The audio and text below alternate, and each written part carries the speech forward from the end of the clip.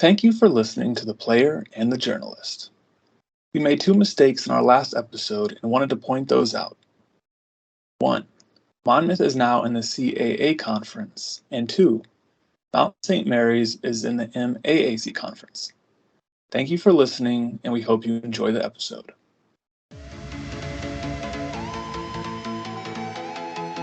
Welcome to episode 17 of The Player and the Journalist with Karson Harris and David Vick. In this episode, we are joined by one of the best coaches in the country. She posted a 77-33 record while at Bryant.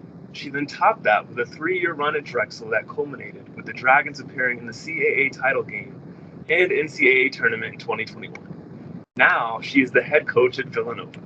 Karson and I are absolutely thrilled to have Coach Jill Batcheller on the show. How are we doing today, Coach? Just 13 days away from your season opener at William & Mary. Oh, good. I know. I'm fired up. Thanks for having me. For sure. I know Karson is very excited because obviously you coached her, so she's super excited to have you on.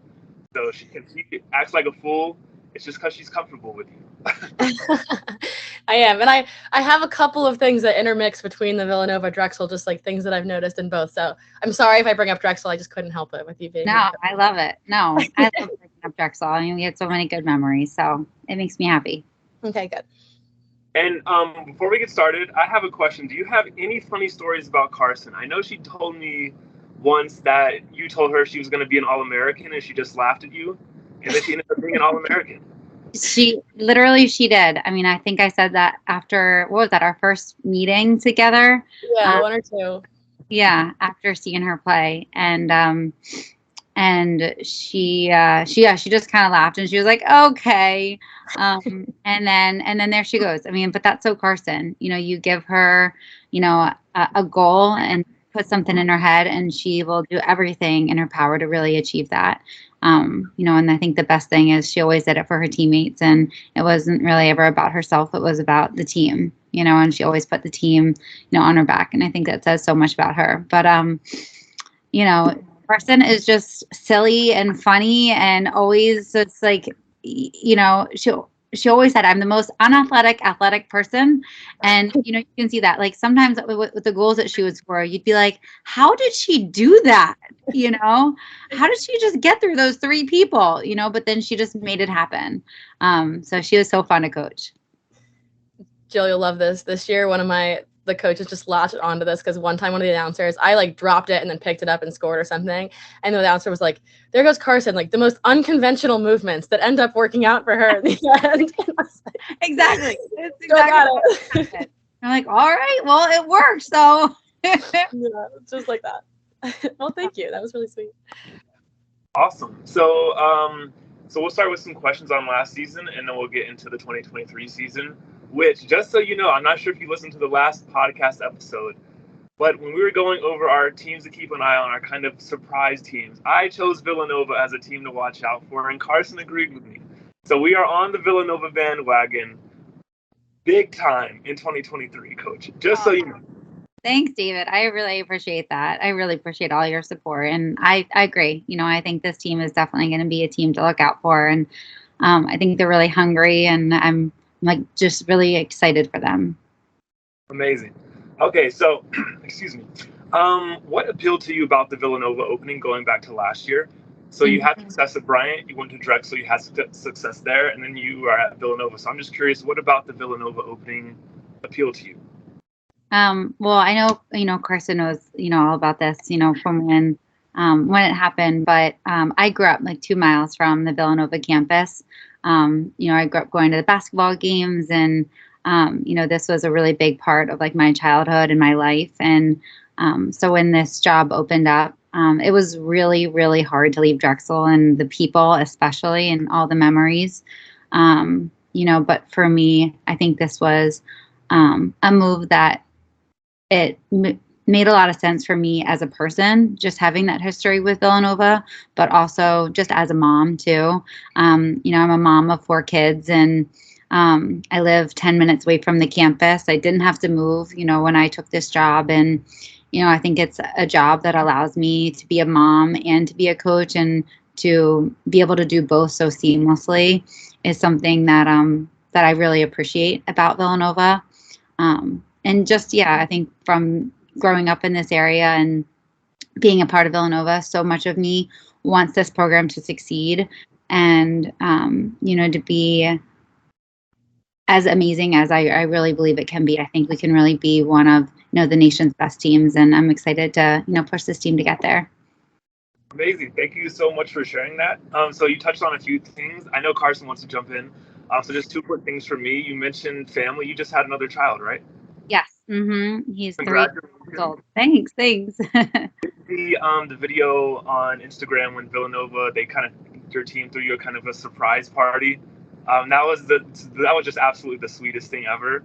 And like the smile on your face, and that was just amazing. So that was amazing. So how excited is your family for this upcoming lacrosse season? Oh, they're so excited. My kids love coming. I mean, Karson knows this. My kids they really look at like the team as like their big sisters. And we had a film session yesterday that my kids came to, and my one son, Chase, he came to me and he said, "Mom, I have this idea. Let's have a Nerf gun competition with your team." And he told me how it was going to work. And, each team would get a Nerf gun, and we were going to set up these cups, and everyone would only get one shot. Then they had to pass it to the next person. And so we came into the film session, and I, told the team, "All right, guys, Chase has this game," and they're the best. I mean, the team is really the best because they just embraced it and did it and had so much fun with it. And it just made like the best memory for Chase too.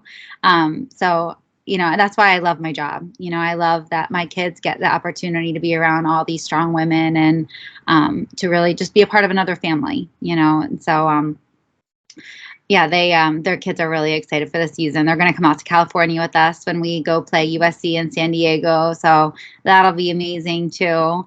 But yeah, they're like this team's biggest cheerleaders for sure. That's amazing.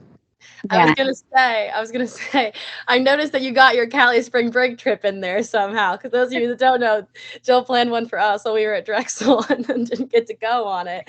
So I was looking at your schedule in preparation for this, and I was like, "Oh, she got it. She's gonna get her Cali spring break." She did. We did. We finally are gonna get out there. Fingers crossed it will actually happen. We were supposed to go out COVID year, and oh my gosh, we had the best trip planned for Drexel. We were going to stay in these 2 mansions, and then, COVID hit. But I was excited that you guys got out there last year too and got to have that opportunity. But Karson, you'll love this too. I mean, we still talk about Drexel all the time too. So Villanova field hockey played played Drexel field hockey this past fall. And one of my sons said, "Mom, who are we cheering for?" And Jimmy said, "Both. We love Drexel and we love Villanova. We're cheering for both teams." And it's really sweet. So we still talk about both teams a lot. That's so cute. Anyway, so we'll move on to our second question of the podcast. So you had your first year last year leading the Wildcats. What are some of your takeaways that you took from last season that you're looking to implement into this season? Yeah. I think one of my biggest takeaways from beginning to end was like really seeing them have the belief in themselves. And I think, Karson, you probably remember that, the first year it's, all about learning how to work together and to believe. And I think when we had a lot of close games this past season, which I don't really think totally reflect the record that we had, to see them at the end of the season kind of buy in and dig deep and believe in themselves during the games. Like, I think that was really our biggest takeaway that's going to help us the most this season. So I'm really excited about that. And, I think there's a lot of learning lessons in the first year, the speed of the game, that we're trying to get to play at, getting our systems down. And I think that they've been really grasping that, this year, and it's been growing. So I'm excited. That's so funny that you just said that, because I'm just going to go ahead and say it now because it fits so perfectly into what you just said. But I was looking at your schedule and I was looking at your games from last season, and I noticed that literally 2 of your 4 conference losses were by 2 goals or less. And you had so many other close games among your season. And I literally have written down that inability to go over the hump is something that like I shared exactly. And when you first got to Drexel too, is we lost so many 2-goal games. And it really did come down to you teaching us just how to like believe in ourselves. And when we were up in the 4th quarter, how to stay up in the fourth quarter and not just be like, I don't belong here, I don't deserve this, and shut down. Yeah. And so I had that because I noticed that. That's so funny. And I'll just ask you a follow-up question to that then is, how are you making that transition this year into your second year and trying to like help your team get past that mental block that I know so well? I know, Karson, that's so funny. So many similarities. We talk about it all the time, like Maddie, Kelsey, and I, about how many similarities. But yes, when we were losing those games by 2, it brought back a lot of memories from that Drexel that first year too. And it's that hump. It's, it's how do you finish off the game and how do you have the confidence to, to put the game away. And, I think in that second year at Drexel, we did a lot of situational work. And that's something that we've been doing a lot from the beginning this year too, is giving the team different situations of, okay, when we're scrimmaging, we're up by 2, we're down by 2. What are we doing? What's our mentality here? And just continuing to practice that, I think, is what really, at those times, it gives the team that confidence. Like, okay, we've been here before. We know how to do this. We know how to put this game away. We know what systems that we're going to be running. And so I do think that that's going to make a huge difference this season. And you can already see it in the team's confidence and their cohesion and honestly, just in their body language. So I think I'm really excited for these first couple games this season. William Mary is a game we lost by 1 last year. St. Joe's again. So I think this team is really hungry to rewrite some of those games. I mean, you held UConn, I believe. You lost 15-16, and they were 16th ranked in the country at that time. So I'm really looking forward to watching you guys go. And that could change your whole record, honestly, just completely around with those games. So Right. Like so many of those 1 or 2 goal losses from last year. And I think that that's like what it is. There's so much talent on this team. They just had to figure out how to work together and how to win. Great. So sticking with your record from last year, you and Karson have both mentioned it. The record doesn't really represent how good the team was, or it could have easily gone the other way. So you were 5-11, and aside from 2 double-digit losses to Rutgers and Maryland, your average margin of defeat was only 3.6 goals. So you were in close game after close game. So you could have easily been 11-5 instead of 5-11.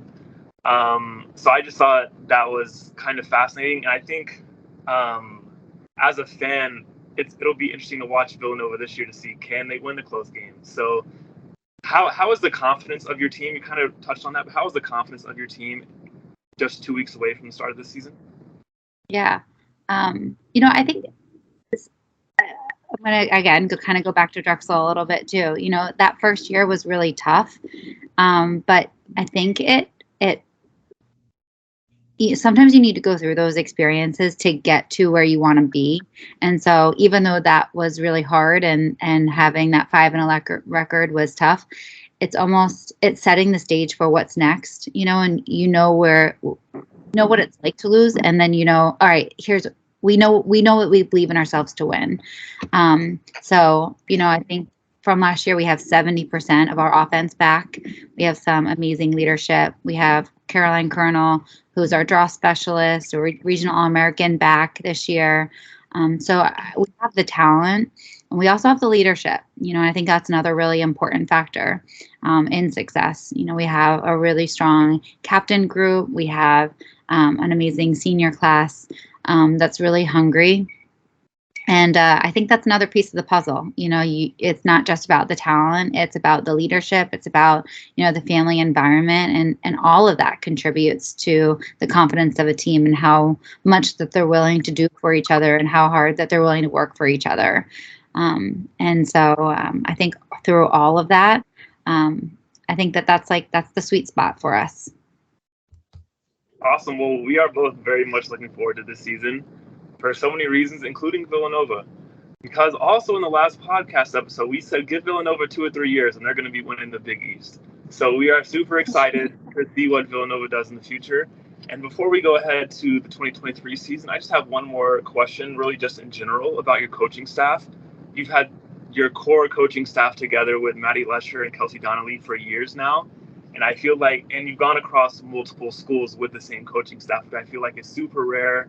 There's always so much change in assistant coaching staffs every offseason across the country. So can you talk about your coaching staff and the consistency that you've had with it?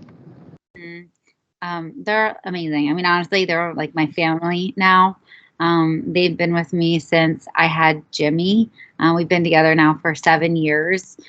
Sometimes I feel like I spend more time with them than like I do my own family.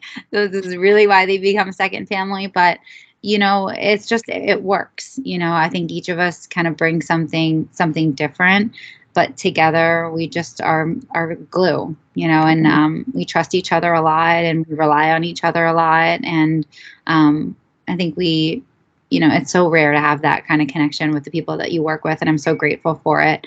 So yes, they both started with me as soon as they graduated from college. Both of them had amazing careers as players, both All-Americans, Maddie playing at Loyola and Kelsey playing at Towson.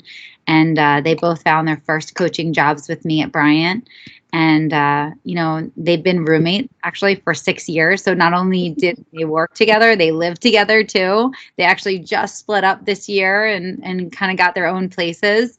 But yeah, I'm so lucky that they came with me to Drexel and then now, to Villanova. And, I'm so grateful for their friendship and for, their professionalism that they bring to the teams. Maddie brings like such great energy, as Karson knows, and kind of is the fire behind the defense. And Kelsey is opposite. She has this composure and quiet confidence that she gives to each person, and the way that she motivates everyone. Amazing. So I know it's impossible to predict, but are they future head coaches, in your opinion? Oh my gosh, yes, absolutely. I've been saying for years that there's going to be a day that they're going to leave me, and I'm going to cry. No, I'm just kidding. But no, I probably will. No, I'll be so happy for them. They're both amazing coaches, and any team would be really lucky to have them. I'm really happy that they've stuck with me as long as they have. Awesome. I think speaking even from like the lacrosse side of it, being a person who went through 3 completely different coaching staffs in 5 years, what makes the 3 of you guys so special is it's so hard to have 3 coaches that cohesive. Like normally you have your head coach telling you one thing, your assistant coach telling you another thing, and you're trying to like find the middle ground to make everybody happy. But when being with the coaching staff, when you have been together for 7 years, as players, it's so nice because you're all on the same page. Everyone's telling you the same thing. Like, exactly what's expected of you. And that's kind of a rare thing to find, honestly, in a coaching staff. So it's not to answer your question for you, but I do think that's another really huge positive, the 3 of you being together as long as you have. Thanks, Karson. I know I agree. I think we all have similar backgrounds, and I think, all of us come from similar programs where, we want the players to really enjoy their experience. We really want them to love lacrosse, love being a part of the team, love the family, environment. And, that's kind of number one to us. And I think winning comes with that. So, well, hey, all the right. Wildcats are going to be doing a lot of winning coming up. Let me just tell you. Thanks, David. Good job. And I gotta really make sure that this happens. I know. We're gonna talk a lot about it this podcast, but don't worry. I put myself out there before. We had Coach Kimmel on, another huge Philadelphia sports fan, and I think Duke's going to win the national championship this year. Karson does not agree with me, but if I get you or Duke right, I'll be happy with one of these. I'm a big fan of hers too, and I think she's got a really amazing program. So I think great. All right, we'll move on to 2023.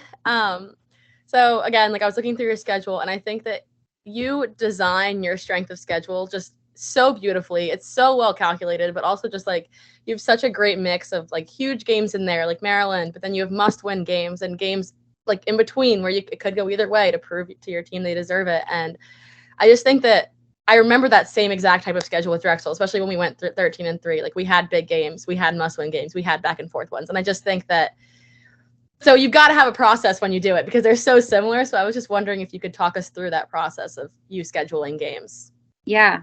I think you kind of just really hit it. I like the schedule, the big games, the Marylands, the USCs, and really show the team, that level, because I think when you see that level, even in Maryland last year, the score in the beginning of the game, the game was pretty back and forth from the beginning. And I think it gave the team a lot of confidence, like, oh, we can hang here, we can hang at this level, and I think we lost steam at the end of the game, but that was a really big confidence booster for the team. Like, okay, we can do this. And that's going to give us a lot of confidence for our Big East games, especially when we have, so much competition within the Big East. And then I love the back and forth games. I think that those are the ones that, you learn the most about yourself, the ones where, it comes down to an overtime win and you really see what your team is made of. I think those wins are really special. And again, just huge confidence boosters for the team. Like, okay, we know what it's going to be like in an overtime game. We know how to win. We know how to grind it out. We can't give up in the fourth quarter. We can't turn the ball over, at this time in the game. And you learn gamesmanship through those games. So I think the schedule is pretty balanced, and I'm really excited for this team to be able to have the opportunity to show what they're about. I agree. Well, there's going to be some really fun games on there to watch, so I'm excited for them. So, and it's a good mix, zones and teams that play zones, teams that play man, and that's kind of part of it too, making sure that this team is really exposed to anything that could come to them in Big East, so they have the confidence that, okay, we've seen it all, we've been through it all, all we have to do is finish, not having to think so much once you get to the Big East play, I think is really important. You want the team just to be able to play and to have fun and not to overthink anything. Thank you. That was a cool answer. I appreciate that. I just think it's, especially up and coming head coaches, you've been doing it for as long as you have. I think other people, it's important to hear how you think, because you're clearly seasoned and very good at it. So thank you for that. Well, Karson, she can't give away all her secrets, okay? So you need to those were enough. So kind of a follow-up to that, I think fans love seeing matchups that you don't see very often, especially non-conference matchups. I'm curious, is there any one team on your schedule this year that you are super excited to play? Obviously, you're going out west, but is there a team outside of your conference that maybe you haven't played a lot before in your career, or that Villanova hasn't played a lot, that you are super excited to play? You know what? I'm a very much like a one game at a time kind of girl, so I'd say William & Mary, really focusing on the first one, is I think where it's at, and taking it, one game, one step at a time. A very coach-like answer, but hey, you're a great you're a great coach, so it's all good. So it's a very simple question, but I think a very important question. What is the identity of your 2023 Villanova Wildcats? That's a really good question. A big part of our identity is family. That's what I want everyone who comes and watches the Wildcats, what I want them to see, is the sisterhood of these players. And I want them to be able to see it in the way that we play, in the way that we support each other, the way that we celebrate each other on the field, the joy that you see kind of in their faces when they play. That is, I think, the number one identity, and then I think belief along with that. I think we talked a lot about belief in the beginning of this, and, that faith, I think, is really important to, this season. It's going to be a huge learning season for this program, and so I think it's going to be really important for them to keep the faith and believe in themselves, and just keep their own identity, as we start. Awesome. So you've mentioned family a few times. I'm curious, as a coach, I feel like no matter the level, every coach says that, but it's one thing to say it and it's another thing to actually have that type of atmosphere.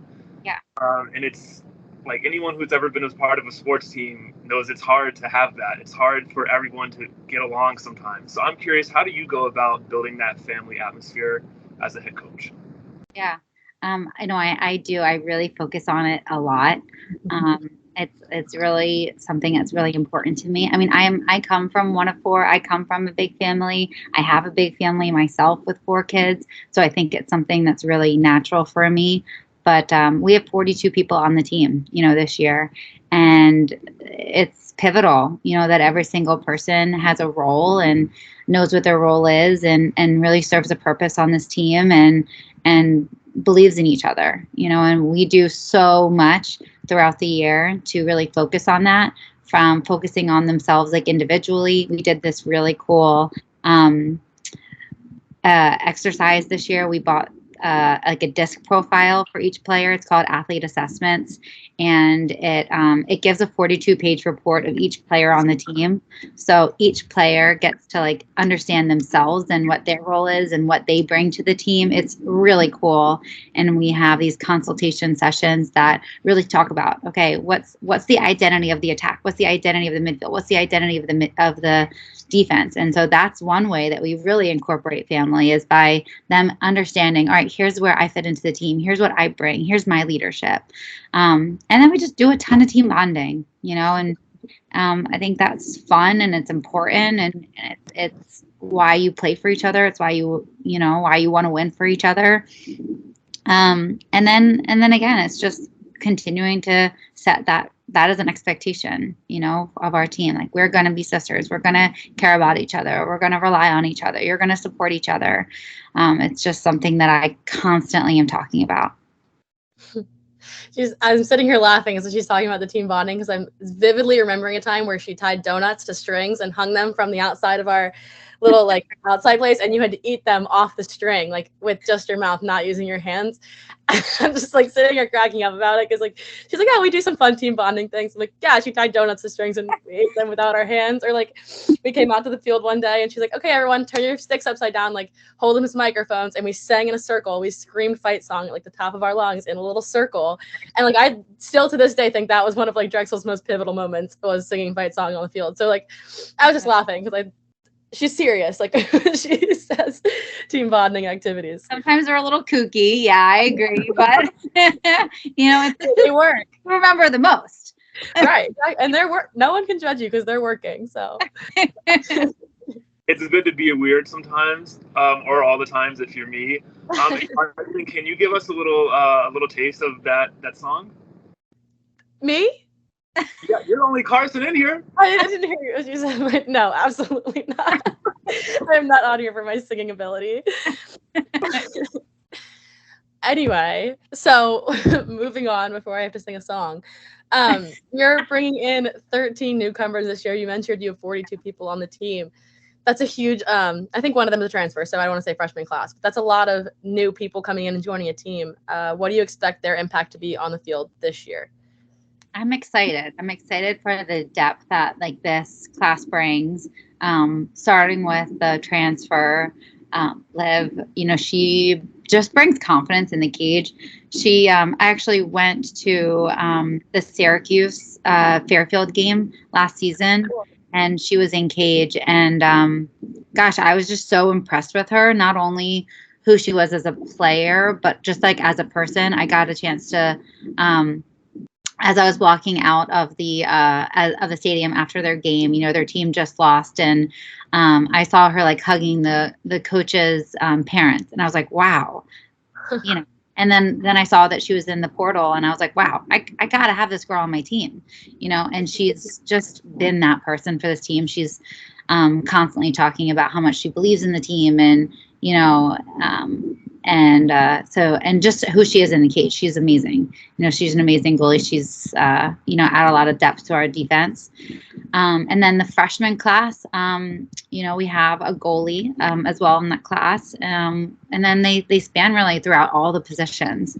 So they've been adding a lot of spunk and fire, and I'm excited for them. I think that they're going to do really amazing things for this program as they age. So that, I was gonna say, I almost added to the back end of that question, and in years to come, because it's freshmen when they come in, it's not always about their freshman year, but it's about like what they can learn for the rest of their years. So yeah, absolutely. So just a random question. You mentioned the Syracuse Fairfield game. I'm just wondering, did Fairfield get screwed by the refs in that game, in your opinion? Oh, you know what? I'm not going to comment on this one. I don't know. I'm a Syracuse fan. I played there. So I'm really proud of them for winning that game. But I think Fairfield, they had an amazing fight in that game. I'm just going to let that one rest. But that was a great game. It absolutely was. And then a question that is answerable. So you get a player who has NCAA tournament experience. How important do you think that is for a team that has struggled in the few years before you got there and hasn't been to the tournament in a while? Now you have someone who has that experience, who knows what it takes, who very easily could have won that game last year. Totally. I mean, just the way that she's able to read the game, I think is really amazing. She kind of sets the tone, as I've seen in the fall ball games and just already in practice. She has this like really great goofy side where she fits into goalie world, but then when she gets on the field, she's like this fierce competitor. The way that she communicates to the attackers, I think, is really special too. Whenever she makes a save, she tells the attackers, hey, you were looking there. And just to have that kind of player that's, not just playing for herself, she's teaching and bringing everybody else along with her is amazing. And just, she understands the position. She understands when she should quick clear. She understands when we might need to hold the ball. And it's really nice having someone like that just has a great feel of the game. Amazing. Okay, before Karson jumps in here, you just keep saying all these things. My mind just keeps, question. So you mentioned that goalies are a little out there. Have you ever had a goalie that was a normal human being, as far as like a midi or attacker defender goes? Well, I feel like they are. They're always quirky, and I love that about them. They're totally themselves, and the way that they fit in with each other. Our goalies have this like thing called goalie world, and they all love being weird with each other, and it's so fun and it's so refreshing that they just get to be themselves. So yeah, they're all kind of normal in their own way, but when they get together, that's when they get like really quirky and fun. The whole rest of the team kind of just loves it. For example, we had the goalies when the rest of the team was warming up yesterday. Two of the goalies were doing a dance competition against each other, and it just brings this like lightness to the rest of the team. That's amazing. And I was not saying anything weird about goalies. I think goalies are. I mean, you have to be a little weird to want to get hit with the ball when Charlotte North is shooting it at you. Okay, you have to be a little. Something's got to be missing in the brain area. Okay, I'm just saying. Do not criticize my questions for Coach. Okay, I got this. Okay, you ask your questions, I'll ask my questions. Okay. I love it. I mean, goalies are quirky. That's for sure. Yeah. But damn right, they are a little. Drexel, she was amazing. Yeah, Zoe. Yeah, Zoe's got her quirks. For sure. We love Zoe. I can see her dances on Instagram, so. True. David, it's you, I think. It's me?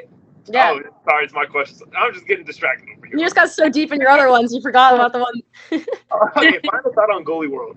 I love seeing posts on Instagram when the caption is like Goalie World and the whole team is practicing doing something. The goalies are just off in their own world, just doing whatever. Okay. Yeah, they are. That is it. Well, we have this like practice camera where we can, watch practice, and it's so funny to kind of zoom in on the goalies while we're doing something because, and I actually show them sometimes. I'm like, hey, you got to pay attention, like off, like, hitting each other's helmets or something. I don't know.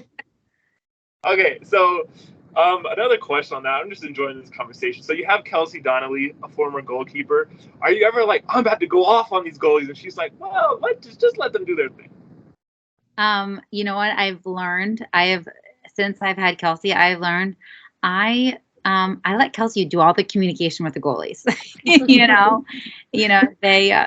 a tough position. Yes. Like it's a really mental position. And I think Kelsey is literally the perfect person to be the main communicator with them. So yeah, she sometimes if I'm like, what's going on with the goalies, in a game, like why aren't they making saves? Kelsey will quickly remind me, okay, Jill, that was like a one-on-one with the goalie. She's not supposed to make that save, So yeah, I really don't do much communication with the goalies. I really leave that to Kels. She does an amazing job with it too. When we were at Bryant, she had the, goalie of the year she coached, and then Drexel, Zoe was the goalie of the year. So I don't think she needs my help. Okay, so that basically what you're saying is another goalie of the year is on the horizon here at Villanova. Let's hope. We're getting some bombshells out of Coach Batcheller this morning. Yeah, I know. Mine is the whole Fairfield-Syracuse ref question, but it's okay. Moving on to question number 8 on the list. Speaking of a potential goalie of the year, I'm wondering who on your team do you think will emerge that the public may not know right now, may not be very well known in the lacrosse community? Who do you think will emerge because of her play on the field? Oh man, that's a really, really tough question. You have 42 players. Feel free to say all 42, but I would like a top dog, if you will. Okay. All right. This is a tough question because I feel like I have like a lot of quiet assassins on my team, who like just are like itching to come out, and I think that's like what the really fun thing is for me as a coach to see in them this year is I'm like, oh, like you're getting it. Like I can see the way that you're playing. You really believe in yourself. So Sydney Pappas, she was a freshman last year for us. She's a sophomore, and I'm kind of named her one of our positional leaders as an attacker. And it's fun to see the way that she's playing. She was like our second leading goal scorer from last year. But at the same time, I think there's so much more in that tank of hers, and I'm really excited to see, what she's going to do. And I think she's surrounded by a lot more threats this year. Another one in her class, Sammy Carey, is a sophomore too. And, I'm excited to see, how they play with each other this year on the offense. There's Kara, she is somebody that came from Drexel, to Villanova. And, I think she's just kind of playing at the top of her game right now. And she's really fun to watch and really fun to coach. She's like the cohesive player. And then we have some freshmen this year. I'm so excited to see, their breakout years. And I think they're kind of some of the missing pieces in our offense. Elena and Maddie, they're doing really amazing things. And then I think in the defense, there's a sophomore again. The sophomore class is really talented. There's a sophomore, Maddie Stoddard. And then there's a freshman, Juliet. They are both like as aggressive as you can get on defense. And I love the way that they play. They're like the defenders that are just going to get the ball back, and they're fun to watch and they're really fun to coach. So yeah, I'm really excited. I think we've got a lot of people this year that are going to surprise not only themselves, but I think everybody else. That's awesome. And hey, you need some aggressive defenders if you're playing in Philly, because you never know when the fans are going to start throwing snowballs at Santa Claus again. Okay, what's going on in Philly? I don't know.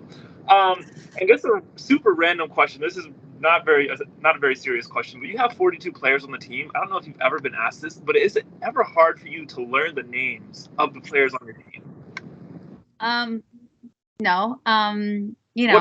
What a genius. No, I mean, we're with them literally every second of the day. No. Well, What did you say? Is your team big on nicknames? Are they big on nicknames? Not as much, really. Yeah, Okay. We don't have a ton of nicknames on the team. Did Karson have one?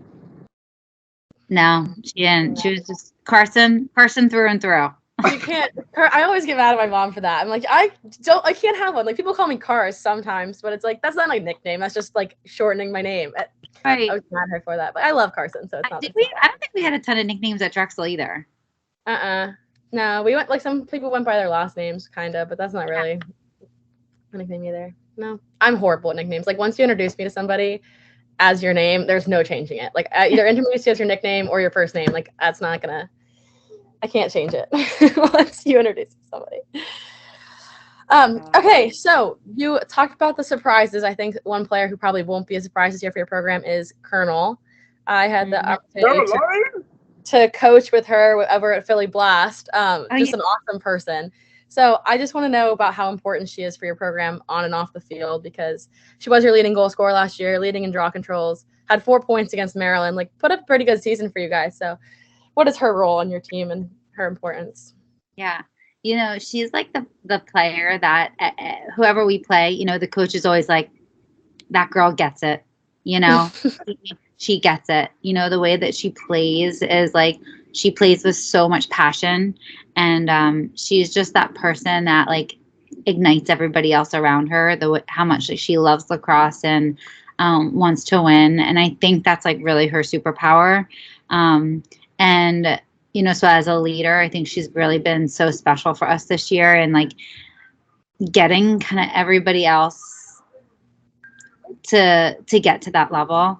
You know, we had all of our seniors kind of read a speech this year of like what their vision was for the program, and like really hers like kind of made me tear up because it was like so sweet and it was so sincere. And you know, it's like she's one of those people that you're like, I really want to win for you. You know, I really want the season to go well for you. And then just as a player, she has like, she's, I mean, fearless. You know, she is amazing at the draw control. She studies it. She knows it better than most coaches do. So, you know, she always knows kind of exactly the adjustments that she needs to make in a game to win. And so I'm excited for her this year. And then as an attacker, she just has this great size and an amazing shot. So, you know, I think she's going to be a huge threat this season. Yeah, I think she's a really, really special player. I just wanted to give you a chance to brag on her because I feel like she deserved it. It's just based on like, honestly, I didn't know any of that about her, like fire and energy, but I could have guessed it just in like the small amounts of time I've spent with her. So I was just curious to hear. She's like, she kind of reminds me of like a lot of you actually, like that she's somebody that I don't think like a lot of people kind of like know about, but once they start really seeing her and looking for her, you're not going to be able to take your eyes off of her. Mm-hmm. Oh, well, thank you. That was sweet. I promise I wasn't digging for compliments there, everyone. I promise we didn't bring Jill on the show just so that she could say nice things about me. But I do appreciate them. We know why Karson really wanted you on the show. So moving into year 2, I would imagine your goals for this season are going to be a little different from last, as you are in your second year with the program. So what are your goals and the program's goals for this season? Mm-hmm. You know, one of our major goals is pushing more transition. You know, I think that's one of our really key things that we've been working on this year is being able to score in kind of different ways. And one of those is, you know, pushing the ball up the field a little bit quicker in transition and being able to play a faster pace of a game, I think is going to be really important. 2, I think just, you know, in a lot of those big games, a lot of times it comes back to gamesmanship, you know, being able to adjust quickly, get back on defense. You know, so that's a huge thing that we've been working on as well, is just, you know, the pace of play. You know, this year in the offense, I'd love to see us assist more, you know, and be able to keep our heads up, drive, you know, beat 1 to see 2. That's another thing that we've been kind of working on is being a little bit more dynamic in the way that we're scoring. And I'm excited. I think we're really there. So I'm excited to see how that kind of, you know, goes into our play once we start games.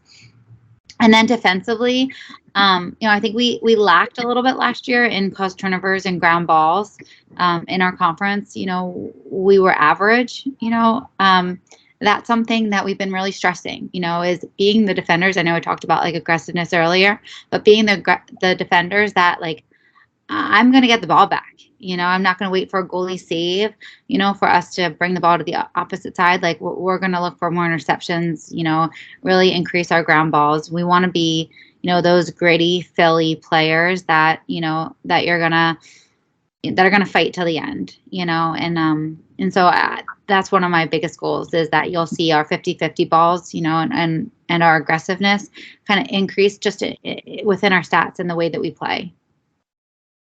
Amazing. Thank you for sharing. That's super. I find that fascinating. I feel like one thing we don't get enough of in women's lacrosse is hearing from the coaches. So I think that's absolutely amazing to hear your kind of mindset and your view on things on that front. And then I am wondering, as far as whether it's a certain win total or advancing in the Big East tournament, what would make 2023 a successful season for Villanova? You know, I mean, obviously we have our sights set on being Big East champions, you know, making it to the NCAA tournament, and making a presence there.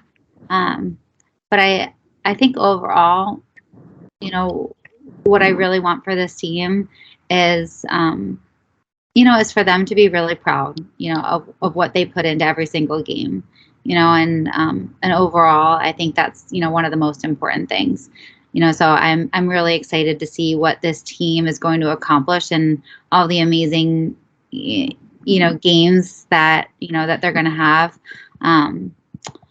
I don't know if I'd say one thing, because I think every season is different. But this team, they have a lot of great stuff in store for them, and I'm really excited for the celebrations. Hey, we need more wacky celebrations. You need to get your goalie training the rest of the team on how to celebrate. Okay, get the quirkiness into the other people. Okay. You do. You're right. We've been talking about that a lot. We need better celebrations after goals.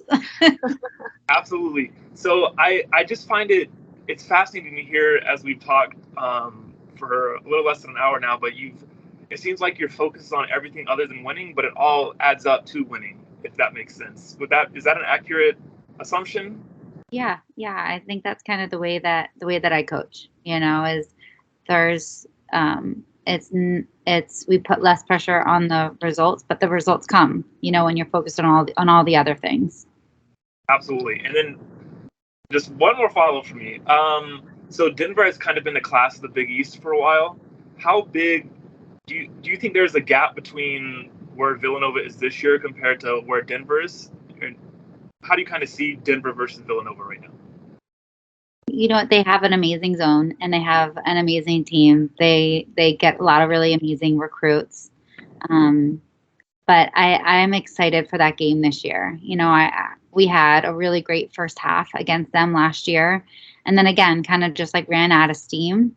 But I think that this team is ready to prove themselves a little bit more, and be able to last a little longer. I think we have the depth to be able to keep up this year.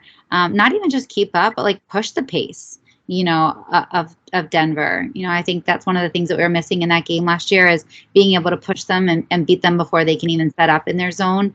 And I think that's something that you'll be able to see from us this year. A little bit more, but I don't think that there's a huge gap, in terms of talent.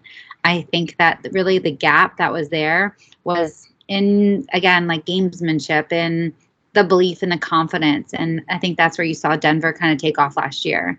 They had that, and I think that that's what this team is going to have this year. Amazing. I cannot wait to see Denver this year just because they were so reliant on B. Barons offensively. And I feel like they didn't have a whole lot of depth offensively. It was her, Lauren Black. They had 2 or 3 scorers, and that was kind of it. So I'm very interested to see how Denver matches up this year. And if Villanova beats Denver, woo-wee! That would be crazy. Okay, I'm done talking. I was going to say, I have 2 things to say on that. 1, I still have nightmares about Denver's zone. But 2, if I know anything about Jill, is that she has a great plan to make sure that doesn't happen to Villanova this year. So I'm excited to see what you got for us. I know, I'm excited too. Well, that, Liza is always going to come in prepared and, firing up her team. So I think it'll be a really great game, on both sides. All right. Last question for you. Kind of your mic drop.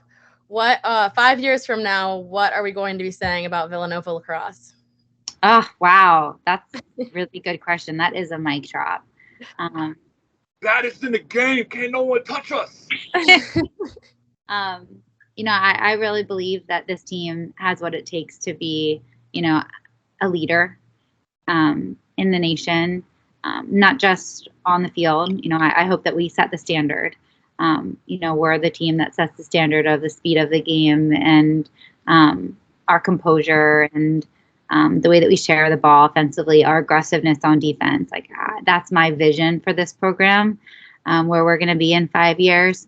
But, at the same time, I hope in 5 years that, we have our alumni base that just can't wait to come back to campus and continue to be a part of this family and this tradition. And, that it's somewhere that everyone kind of feels like this is home, from the people that we're bringing in to the people who have left, and for this to be such a special place for so many people, that's really the ultimate goal. And I hope to, go to people's weddings and see them have babies. That's the best part of this job, is just getting to see all the amazing things that people do when they graduate. So that's the vision. 5 years from now, my kids will be older, my youngest will be 5. That's going to be a nice for me, You might be a family of 8 by then. Who knows? More toddler life. That's a dream in itself. All right. Well, thank you very much. I'm excited for you guys this year. Oh, thanks, Garth. I'm excited. And go Birds. Yeah, go Birds. Go Birds. So basically what you're saying is Boston who? Maryland who? It's going to be just Villanova at that point, correct? You know what? I think that I think 5 years from now it'll be I think that you're going to see a lot of new faces, and there's always going to be so much competition, but that's the fun thing about lacrosse is that there's so many great lacrosse players that are coming through and that are being recruited that that there's bound to be another fresh face. And you know what?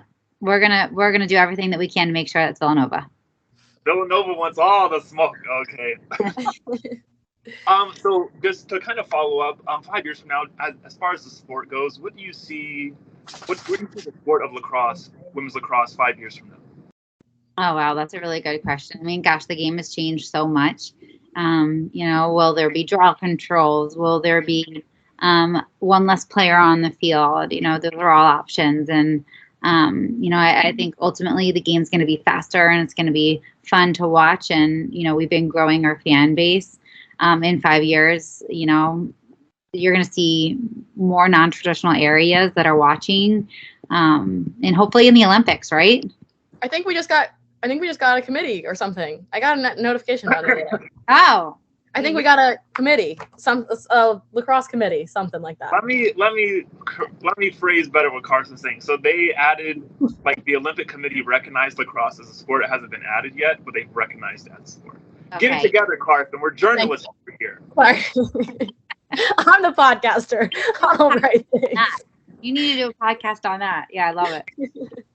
Awesome. Well, thank you so much. Is there anything else you would like to add? Anything that we may have missed? Or any message for the Villanova fans or anything like that before we let you go? No, I mean, thank you, to you guys for highlighting Villanova.